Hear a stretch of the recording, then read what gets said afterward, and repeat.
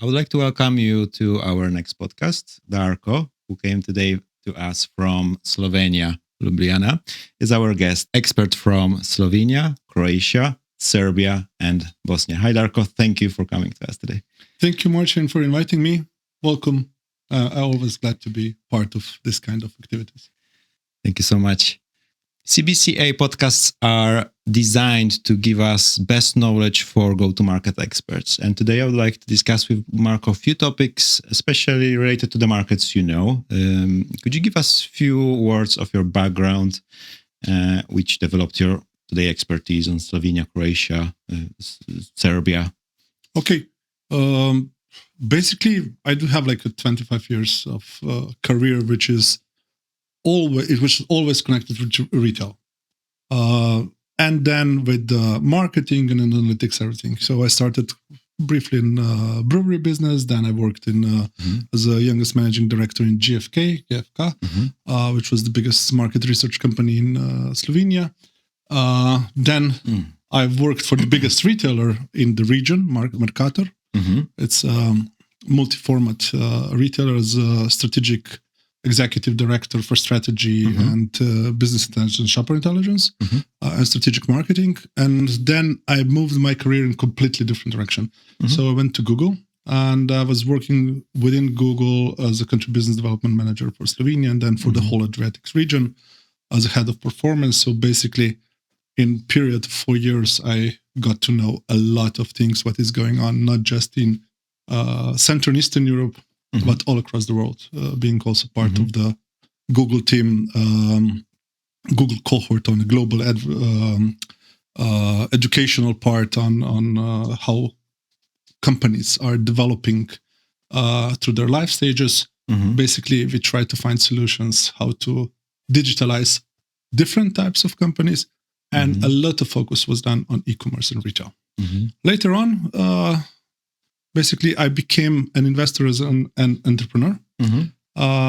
I've took part of one small comparison shopping platform in Slovenia at that point. It was called Ceneja. I was managing director and co-owner. And we sold it with additional 3 properties, Slovenia, Croatia, Bosnia, and Serbia, to Heureka. And at that point, in 2018, I became a part of Heureka board member, which was the biggest comparison shopping portal in Central and Eastern Europe, responsible for whole Adriatic region. And later on, we split parts, and I bought another company, which is Eponoda in Serbia. It's again comparison shopping, and with my team, we built it up into the biggest comparison shopping platform in now Adriatic region. Went back to Slovenia, Croatia, Bosnia, and that's what I manage currently. Also have some other investments in fintech, buy now pay later company, which is quite successful in Slovenia, also present in Romania. Then in AdTech company, which is driving AI-driven, AI-based hyper personalization advertising hunch globally, and also some of the longevity tech and stuff. So this is currently where I am. Congratulations. Seems like solid experience in not just retail, but also technology, research, and marketing. May I ask you, and for clarity for all of our audience, what do we define as Adria region? Is Bosnia part of it, or Serbia? Basically, how I say it, it's different perspectives of people see it. Somebody likes to say Balkan region, but it's not geographically, because Slovenia tend not to be geographically fully in the part of Balkans. But it's basically, those are all more or less 6 ex-Yugoslav countries plus Albania. That would be somehow a region. If you extend it to Romania and Bulgaria, it will be Southeast Europe with Greece. Or you have certainly, you see Central and Eastern Europe, and then you will come up with Czech, Slovakian, Hungarian, Slovenian, Croatian, and Austrian then somehow. So this is something in between. So we like to, we tend to use Adriatic region for the countries that used to be part of Yugoslavia. Which would be Croatia, Slovenia, Serbia, Bosnia, Montenegro, and Northern Macedonia. Wow. And Kosovo. Yes.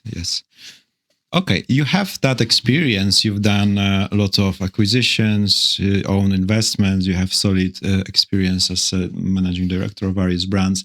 Now, let's imagine one of our audience members is investing into the region, and he has certain capital, let's say 50,000 euro. Which country he should look at first? What should be the first steps? Does he or she have already a product successful in some other market? Correct. Correct. It's a successful brand, let's say in Hungary or Poland or Germany. What do you think of these four markets would have the highest potential consumer? It depends. What is your affinity to risk? Mm-hmm. So if you go to Slovenia, Croatia, you would probably have higher possibility of success, but the audience, the target market, it's not that size. And the competition, you will compete against everybody that you're already competing probably in Hungary or in Czech or in Poland or something like that, because everybody competes at those markets. Yes. And probably on the platform, from the platform you will compete, of course, against Amazon, Slovenia, Croatia, also and partially against Temu. It depends on the assortment that you have. And your investment would be probably in performance marketing just to get initially into the market. And you can have everything already arranged from your nearest hub. Mm-hmm. But market with the highest potential, but also highest risk, probably 50,000 euros will not get enough. It's Serbia. Serbia? Yeah, for me. Why so? Because it's closed. You will not have those competition. And if you do it right with the right focus on the market, you still have really good potential. You just need to understand that there's 2 million people just in Belgrade. There is Novi Sad, there is Niš, there are like 500,000 sized towns. Market is still the biggest one in the region. And if you are able to set up a good position within that market, within certain segment, and there are already 4 marketplaces there, plus Epono does the biggest e-commerce site as a comparison shopping, you already have the local potential to sell. So ability to get traffic for really good ROAS. Even over Slovenia or Croatia, which I would perceive as developed markets with high consumer capacity to purchase, you would say Serbia is the place to go. If you're talking with people that have mid and higher income, the number it's quite similar. Wow, that's the key. But you have a competition in Slovenia as well as in Serbia. We did an analysis of the prices, for example. If you enter Serbia on a low price segment, so the cheapest things, there is the highest competition. But in the premium level in Serbia, in certain categories, you can even realize higher prices for the premium products than in Slovenia and Croatia. And is there a higher chance to sell them as well? As mentioned, having 6 million people in Serbia and having certain hubs with purchase power, the developers are, having the same prices in Slovenia. Middle management and higher management also having the same high of salaries than in this one. True. So the purchasing power, is there. But the difference between the poorer part of the population and the population with certain income is higher in Serbia. So probably the per capita numbers are lower, but you have target groups. So that would mean high-end products have a lot of potential. High-end or mid-sized, mid-class products, mid-range products. Reminds me similar situation with Romania. In Romania, where the buyers in Romania like to spend money on things which are trendy, expensive, and high-end goods, even though we are on similar income level in between local countries. Yes, you know, in Serbia and Belgrade, you can have shopping malls that are the same as Riyadh in Saudi. You know, you can find that there. It sounds quite exotic for us as sellers from Hungary or Poland or Germany to sell in Serbia. You said doing that sales through a hub. Would that hub have to be in Serbia, or can we still use our location in European Union? I don't think that cross-border in Serbia is the same as in European Union because of the possibility to move goods and the essential things of European Union. You have to have certain requirements to bring goods to Serbia, and then I think you would need to have a hub and a distribution center or something like that to manage the delivery through that and returns through that. And that's one of the key issues there. Probably to have that back processes ready, but those back processes are already now in the last 4 to 5 years. So Serbia developed quite well in logistics and in distribution. Especially also some of the partners that are working across region, like Milspet, for example, that is working with Temu quite intensively. They already have this knowledge, and some of other local players. So you would say to find a local player who has that network and logistic infrastructure to import the goods to Serbia, take through customs, I assume, on the per parcel basis. And they have already existing distribution network in Serbia, which last mile and delivery and everything else. On the other hand, in also last 5 years, as mentioned at the start, there are already 4 marketplaces there.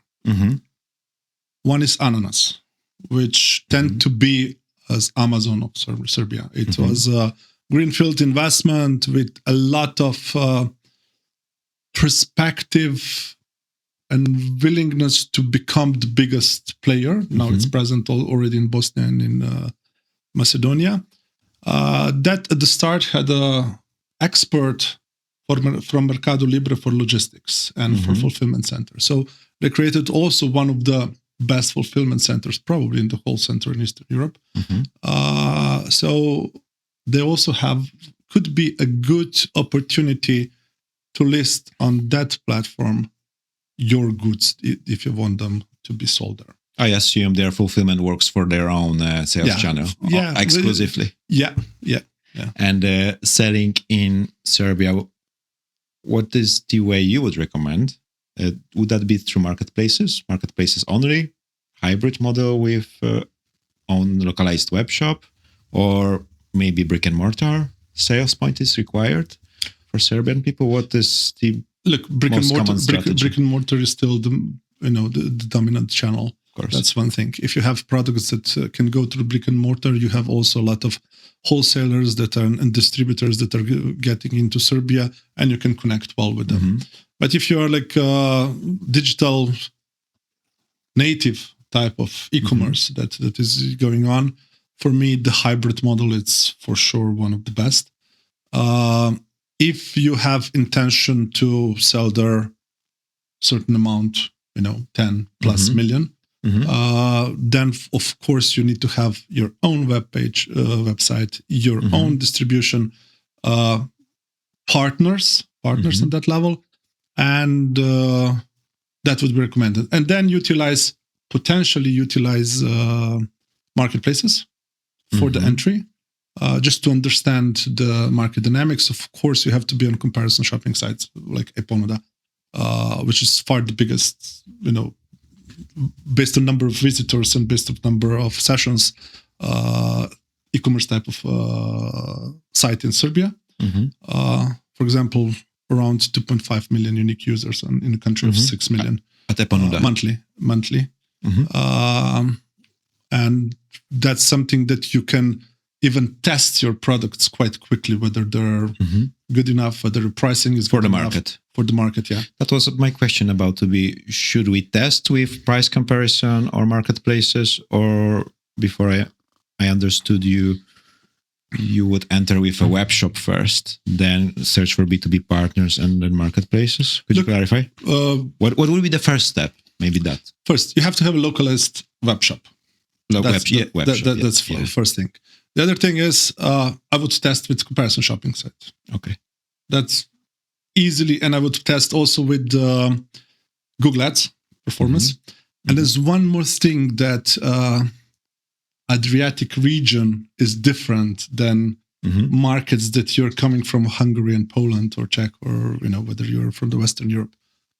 There is no Google shopping in this region. Wow. There's no Google shopping in the whole region? In Slovenia, Croatia, Serbia, Bosnia, no Google shopping. So with this, you're going back when the performance marketing was still something that was interesting to do in e-commerce and have the possibilities to find the best solutions. So this is one thing which is kind of interesting for everybody who comes here, that you don't have a merchant center, you don't have product listing ads and stuff. Are these people open to buy from foreign shops, or they rather buy from their local brands from Serbia or from Croatia? It depends on the category, but you have to understand that Temu, AliExpress, Shein are quite big there. And for example, Temu came in Serbia 1.5 years ago with a big splash. That basically moved forward the e-commerce e-commerce industry, because now people had to also pay with the credit card. And with this, they got a habit and they got an experience that they are ready to pay online. And this just expanded the number of people buying on e-commerce. And that's really interesting, because, you cannot, either you're addicted. If you're not addicted, you cannot buy everything on Temu. Far away. Temu, it's a niche, strong niche type of place. Correct. So what I hear from you, cash on delivery is still dominant, of course. Yes, of course. What's the percentage, more or less, in Serbia or in Slovenia or Croatia? I think that, now I know that by heart, but if I try to remember, it's still some 70-80% in Serbia, and Slovenia is probably some 20% now. But do not take me, I need to check those numbers. That means it's obligatory to have it. Yes, of course. As a foreign seller. But, you have to understand that this is not about the attitude towards online shopping. It's a result of people not having credit cards. I'm not talking about unbanked population, because there are existing higher level of unbanked population, but also people that are banked not necessarily having the possibility or using the credit cards. Yeah, I fully understand. I was at school meeting of my kids last week, and few parents raised their hand. They cannot transfer because they don't have a bank account, which I calculated as 20% of the people gathered. That's unbanked population. And usually this unbanked population also, you would need to include it in the possibility to buy online. Darko, you mentioned few aspects which are critical for local buyers. Sometimes you mention the 4T. If I remember, you're smiling. Remind me: trust, transparency, technology, traffic. Which of these would be the biggest difficulties for international player getting into the region? No, that 40 model in my head is always connected in attitude towards user. And basically, I think technology is now a global thing. We don't know where it will go, what will be the adoption level and everything else. Whoever says that the adoption level of some kind of AI online solution is like 6 months, 1 year, that, he does not understand the way users, change. And, we said that adoption of online shopping will be like immediate, and still on a global average number is 20%. Correct. And this is present 30 years. Yes, in some of the local countries, I just checked today numbers, was about 30%. Going up to 40%, probably China or and Scandinavia. Yes. Now these are again different things. Electric cars. In Norway, you will say, "Whoa, that's a normal, like having 60-70%, or all new cars are electric." But in Southern Europe, it's completely different. So, but going back to the 40, for me, every business, whenever you come, you have to build trust in the brand, in the product benefits, in price, also through transparency. That's it, and then you will get traffic. For me, traffic is, users that are willing to buy. So what is that trust for buyers from your region? What that means in practice? I'm going to the website. I'm seeing, let's say, Polish website translated more or less correctly. What would local person look at to define it's a legit shop or it's a spam? Okay, first, legit shop, it's usually connected. If I go to Google, I not necessarily come to a legit shop. Correct. That's one thing. If I come to a comparison shopping site, if they do not list businesses across everything for free, but they list businesses they develop the relationship, then this is a legit shop because they have to pay for the services. And you have that possibility. Google Organic is something different. So you always have to either you trust the platform that you're using. This is first thing. The other thing is because also people tend to have in their mind probably 2, 3, 4 shops for a certain solution that stop. And then you find out that there's like 40 shops.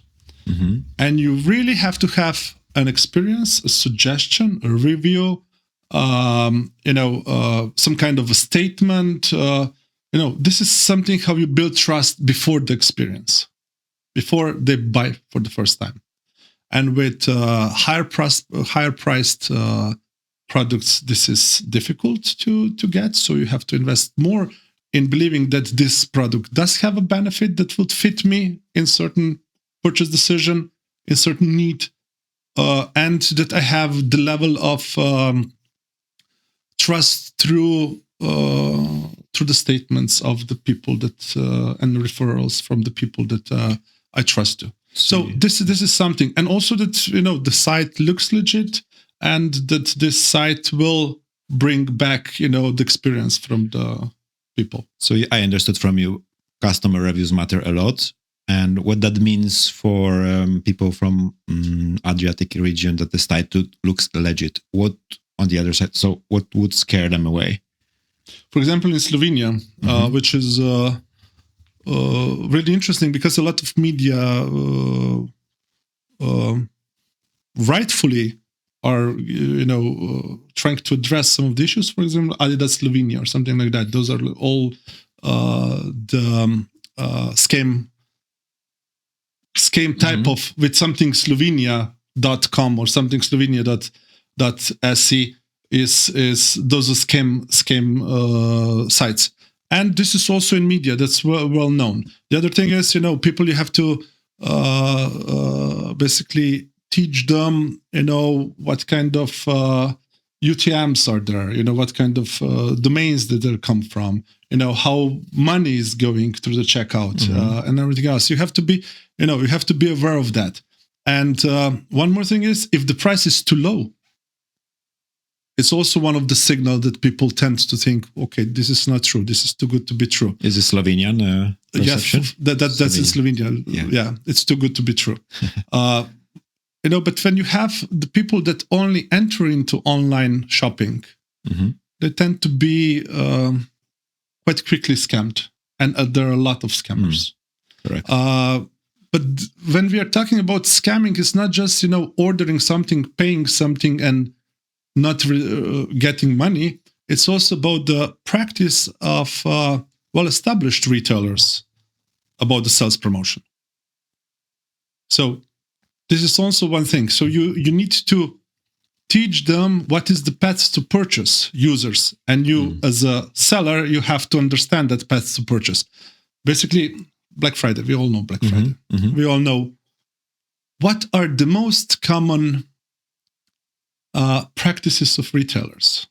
Yes. With increasing the price, lowering the price, again, increasing the price, getting the discounts, and that's it. I did an analysis of 2024 Black Friday practices, and it's amazing what you can see that. And that's why you say, you should be, as a retailer, you should be aware of those practices, and you should offer a real discount whenever you offer, and you should build up the trust in your price and the benefits and the value. Do you trying to say that local customers are aware of these practices and they would be checking whether discounts are real discounts? Not yet, but with the new technology, with new information, I think that this will be easier available. Now you have the availability of just price comparison. Then you will have availability at the same time. Where does my product fit, in what category based on price? Whether this product was bought frequently or not frequently, it means demand, and whether the price changed in last year, and what was the lower price, and in this sense, where you would buy. And then you have to decide which retailer you trust, which is nearby, which you already bought, what part of loyalty program do you have, and everything else. So this, I think this path to purchase from shoppers is getting, on one side, more complex, but with the new technology, it become easier to reach most of those information. So this is how I see the development. It's not just for our region. It's also, with Google UCP, something is going to that direction. There are European legislations which protect customers, for example, Omnibus Directive. How it looks in Serbia? Are there any local laws we have to know before we expand to Serbia? Are there any regulation protecting price manipulation or customer data? Can you tell us more? Everything, whether you're talking about, on one side, GDPR, whether you're talking about the wrong selling practices with fake discounts and everything else, everything is in place. And you have to think about, with this type of legislation, that is similar or the same as the European Union. Okay, that makes me confident that I can predict what I should count for as a businessman. Darko, from your experience, when brands enter to Adriatic or Balkan region, what's the usual location of their central hub?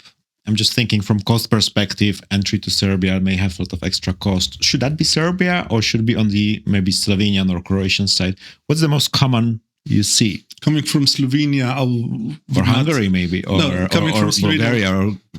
I would not say it like this, but I would for sure like to have hubs in Slovenia, but Slovenia is quite expensive based on the taxes.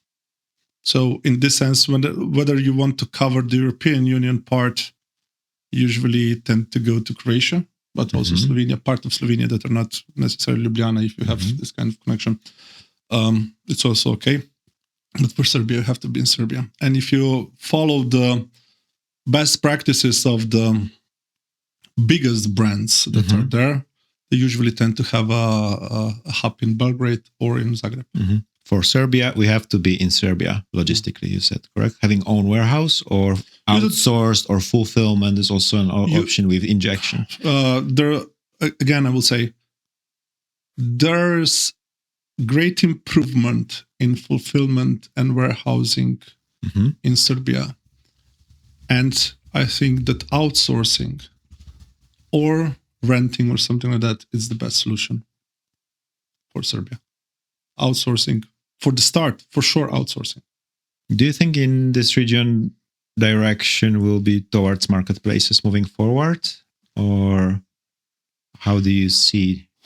I think current when I'm trying to understand the strategy of those main players, and main players are on one side Mimovrste Mall, which is now owned by German private equity, Big Bang, which is the regional, which start regional development. Then there is Shopster, which comes from, which is in Serbia and Slovenia, and also one idea of a marketplace starting 2018. Then it's Ananas as a setup. So, and then it's Bazaar, which is also partially owned by some Czech investors. So these are the players that want to cover the region, because Bazaar is present in Croatia, Bosnia, and Serbia. Shopster, Slovenia and Serbia. Ananas, Serbia, Bosnia, and North Macedonia. And now, also Montenegro. And Big Bang is Slovenia, Croatia, Bosnia, and Serbia. And MOL, Mimovrste, which is Slovenia and Croatia. So this is something that is going on there. It could become one of the few, could become part of certain network. But for example, Allegro exited. So I also think that IMAC will not enter. Yeah. And I also think that Scrouts will not enter. So who does have an idea that would enter? And who would prefer a pure marketplace, third-party marketplace, or who would prefer an omnichannel retailer type of marketplace? And that's probably the key understanding. Now I'm talking about the strategic integration things which could come. And then you have two comparison shoppings groups. One is our, which is Slovenia, Croatia, Serbia, and Bosnia. And the other is still part of Heureka, which is again Slovenia, Croatia, Serbia, and Bosnia. But one is more having better position in Slovenia and Croatia. The other has better position in Serbia, the same position in Bosnia. So if I hear from you well, localization of these biggest local players, majority of them are in Slovenia, Croatia. It wouldn't be a bad idea if I enter these two countries at once and then switch quickly to Serbia and Bosnia, because I hear the same players are existing in all these four markets. Yeah. Correct? Then how different is Bosnia from Serbia?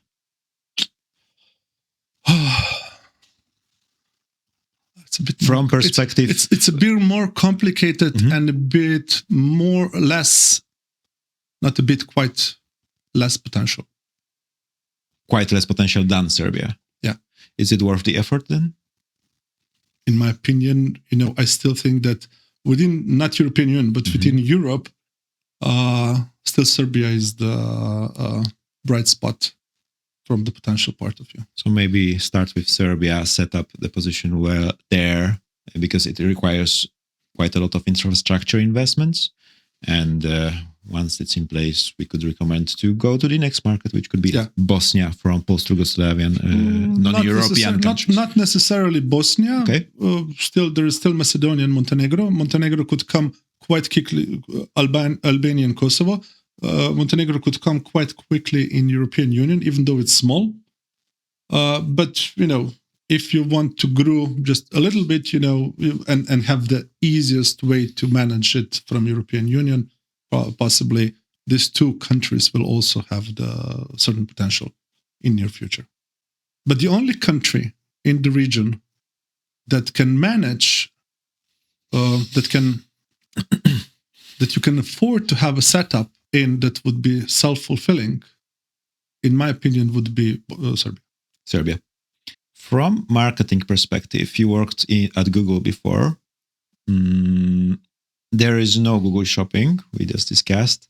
What would be the channels for these four markets to have visibility? And are there other special local things, like, for example, in Bulgaria, Viber is super popular, maybe local marketing on that channel adds value. Is there anything for Bosnia, Serbia, Croatia you would like to mention? If I focus first to Serbia, which is kind of interesting market, yes, they do have Viber and WhatsApp as some of the potential channels. For Serbia, it's quite important that you are, first start, focus on performance. That's possible to do it. Depends on the category through really efficient Google, Facebook, and YouTube channels. On the other hand, I would utilize influencers. Influencers. Mm-hmm. Yes. In Serbia, it's really, people tend to say, kume rekao. That means, my friend, it's kume, it's like a godfather, mm-hmm. but everybody is like kume. That's a say, it's a slang. And that's a huge important reference. And, people they trust, and they have quite established network of influencers. And let's say one of those marketplaces that I mentioned opened organically a new setup in Serbia and utilized influencers. Utilize the influencers in their Serbia. growth in their particular categories, and that's always connected to the particular categories, because marketplaces does have a lot of categories, a lot of products. When you're coming as an e-commerce, you know your focus, and with this you can connect to it. Great idea. And for Croatia and Serbia, would you say something specific? No, Croatia, Serbia is this. Croatia and Slovenia. Croatia and Slovenia, you would need to go out of the clutter also with some classical branding. So that's it. You can try performance, but you will never get big. I don't think that you will also get the reach with influencer type of things. You do not think? I don't think so. So rather go on the classic marketing and channels. For example, for Slovenia, it's always known that still television is quite strong. And in comparison to other countries, radio, it's quite efficient. In Slovenia? Yeah. So Slovenia radio. It's Serbia influencers. Serbia, more influencers, more Facebook and social media. And what do local players do to fight against Temu or Amazon? I heard from you that Amazon is popular. People buy from Amazon. What local sellers do to distinguish themselves? Is it, I assume, delivery time, customer service? Is it required to have native customer service? Do they mail? Do they phone? What are these tactics for Slovenia to get and advantage Croatia, over the biggest players? For Slovenia and Croatia, of course, it's important to have a native customer service. And for example, for Slovenia, Amazon Day is the key source for purchasing. Part of Slovenia, Amazon Italy, because it's close to Italy. And, basically everything that Amazon offers in mainstream products, it can be offered by local players. And in this sense, whenever you think you have to have a local customer service, local delivery that you trust, but Amazon is really good on that one. Then the pickup, it's key. Having the possibility to pick up. That's how, for example, Big Bang and some others are, and also Bimo Vrsta was developing quite well, because people tend to pick up because everything gets quite close and get it faster. And then with that, they do not have the cost of selling, some cost of distribution, packaging. Do you mean pickup points, parcel points? Yeah. Which of these, parcel points or pickup points, are popular in Croatia or Slovenia? Parcel points are something that is utilized by the distribution companies because the level of delivery of distribution reps is lower. And they utilize it, and sometimes not even a good one, and they utilize it just to put it into the locker. And this is how it's utilized. It's not somebody that Slovenians would, like, over the night said, oh, we would like to have it from the locker. But basically, at certain points during the COVID, a lot of companies have had a problem with the people, employed in delivery and distribution. And service a bit deteriorated, and with this one, then they left it at the lockers, and now people understand. Okay, I have now the distribution of the lockers is quite good. I would say even really perfect from my perspective, and people tend, okay, you just put it in the locker. And with this, you have the flexibility and convenience to get it out. So this basically behavior was first instigated by the deterioration of the service, and then the ability to adapt. That's for Slovenia, I understand. For Slovenia, yeah. And Croatia? Okay, Croatia, I do not have that deep side information about the consumer behavior on that one. So Slovenia, in this sense, I know the market much better, also from the personal experience. Do you know about Serbia? Which methods people use or expect? Serbia, Ananas developed considerable, and also some of the top players, type of put points. So basically, it's not about the locker; it's about certain points in which you can pick up and drop off, especially in this one. So this is developing last 2 years, 3 years. And with this, they really enabled people to the ease of pickup. Because, for example, in Serbia, like in Belgrade 2-3 years ago, they forbidden the pickup trucks to deliver within the city center and stuff, and they had a lot of problems. And with this, they developed a lot of, I would say, next generation type of last mile solutions. So I hear from you, cash on delivery, similar trends like in our regions, parcel lockers, popularity, speed of delivery, local couriers. I could hear from your discussion. Anything else? No. Would you like to add? No, this is probably it. This is how the ecosystem is currently formed. In case of customer contact, is it phone, mail, or other local phone? Really? They like to pick up phones. Yeah. Same like in here. Yes. They like to pick up phones. It's important. And also one thing, the early e-commerces in Serbia basically tend to utilize customer support and selling services. They always connected their websites or their internet stores with the phone numbers when they promoted products that were not necessarily on stock, but they asked them to call them, and they offered them immediately the other type of solutions. So if you are like a pure market performance focused marketing manager or e-commerce manager, you would probably miss half of the revenue that you're generating that was not completed online, because some of the retailers were known that you should call them, you should ask them for a little discount, and you should order it by phone, what you see online. That's for which country? Serbia. Wow, that's a good learning. That was amazing.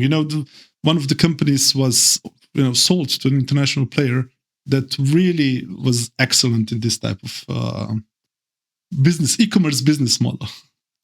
Darko, once at the very beginning you mentioned start expansion to Adria and Balkans through own website, then B2B.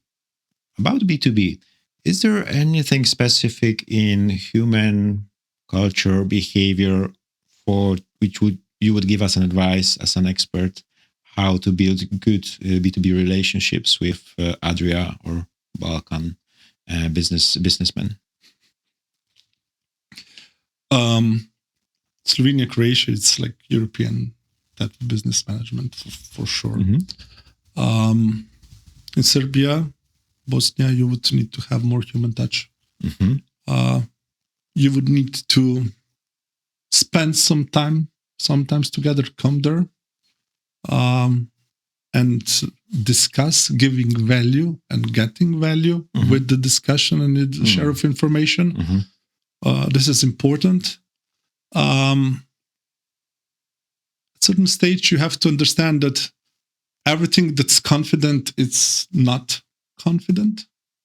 So that there is like trust building without real confidentiality. And that you're always negotiating. So I can hear from my experience and our team as well that doing business in Balkans requires much more personal visits, personal contact. That's the human touch you mentioned, right? Yeah. So I tend to spend a lot of time within the region and a lot of contacts with, key people, because with this you can get a lot of background information, but you also have to be willing to share some of the background information. It's very valuable information we learned today from you. Balkans, Adria region, on one side fragmented, on the other side we can look at that as one piece, planning our expansion to the region. Before we close, what would be the last final thing you would advise as a first phone call to do for anybody planning the expansion? Okay, if I may just first reflect to what you said, it is potentially, you can look at it as a potential one market with respect for the difference within the market. Well, it does not work one solution for everything. So you have to have that affinity. That's key. If you're saying, what should I do? First, I would like to decide, what market should I go? And if you decide Slovenia, Croatia, take, European Union, do the analysis, and you can do it from the first 10 parcels up, growing up. You can utilize your level of knowledge, probably should localize a bit because of the language and some of the things, do the really good analysis, what is going on, possibly talk with people from the local comparison shopping sites. Why? Because the marketplaces, they have their own interests already set, own bias. Comparison shopping sites, they do not have their own bias. They try to understand holistically the market. A lot of information. And you can get a lot of information and test it through. So this is it. For Serbia, I would again go the same way, talking with us probably, because we are the far the biggest one, and also having the far the extensive e-commerce and omnichannel experience in that country. And then you should think of what kind of business model and address the potential of the market. What would be the potential? You can easily get it from certain types of searches, category searches, and everything else. This is easy to, all this data on the market level, to a certain extent, we have being the biggest. And you share this information with potential sellers? Look, if there are potential sellers, volumes, if we can think about the strategic approach and strategic entry, and being partner from the first day, we are ready to share certain information. We tend to even did the price check with the assortment, and to understand everything, what is it, and understand what is the demand, because we do have all the searches. We have millions of not millions, we have like tens of millions of product pages visited in a monthly level. And with this, you can easily get information for a certain smaller category out of 4,500 categories. Can be an impact also, what is organic impact on Google and everything else, what you can expect, who is the competition. And those are the things that you can do easily in a month or so. It does not depend. In a month. Yeah. It does not depend how long. Probably the bigger problem is, deciding over the mode of entry and the logistic part. And also with this, we have certain connections with certain players there that would be welcoming new potentials there. We have a lot of sellers in Europe which are looking for the new markets. That sounds like a fantastic opportunity to extend our reach. And I could hear from you, you could be a person go to get local contacts, find local partners. And also, last question, Eponuda. How Eponuda, which is price comparison, one of the local leaders, if not a leader, please correct me, how can I help in few words with the expansions? Which market? What's your scope? So basically, Eponuda is local leader in comparison shopping sites in the whole Adriatic. Whole Adriatic. Yeah, it's the biggest site. On the other hand, Eponuda basically brings performance in amount of 100 million plus GMV to our partners yearly. So we bring around 100 million euro revenue, e-commerce, not other spillover. We have huge catalog of products, 4,500 categories, and for sure, the most efficient ROAS type of traffic, performance type of traffic. We bring that. We can beat Google by possibly 50% in this sense. And if this is not enough, there are some experts that know the market and can pull the strings and connect. Thank you, Darko, for all the expertise and the time you took to come from Slovenia today. And see you in the evening on our meetup. Thank you, Marcin, for everything. Thank you for invitation. It was really a pleasure to talk about the opportunities in Adriatic region with Eponuda and ShopTalk and our platforms, as well as any other type of decision how to enter the market.